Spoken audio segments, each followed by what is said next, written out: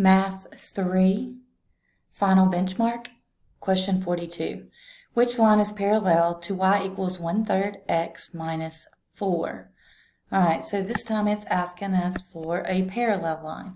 Parallel lines have the same slope, okay? So same slope. So we need an equation that has a slope of 1/3. All right, so you look down through here and each of these are in standard form. All right, there's a couple things that you can do.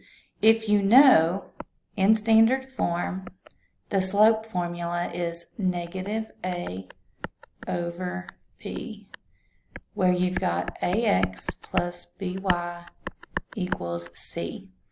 If you don't remember this, you can just rewrite these in slope-intercept form, which is basically this form here, and you can find the slope. So there are multiple ways to do this. But since I know the formula, m equals -a over b, I'm just going to do that for each one of these. So the slope is going to be -6, which is +6, over -2.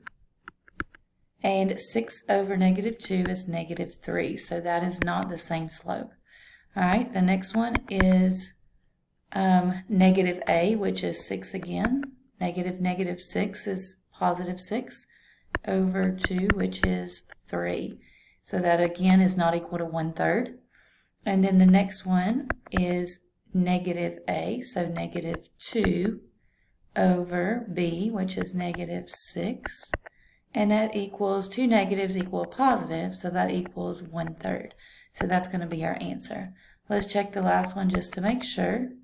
So -a is -2 over b, which is 6, and that gives us a -1/3, which is not the same as a +1/3.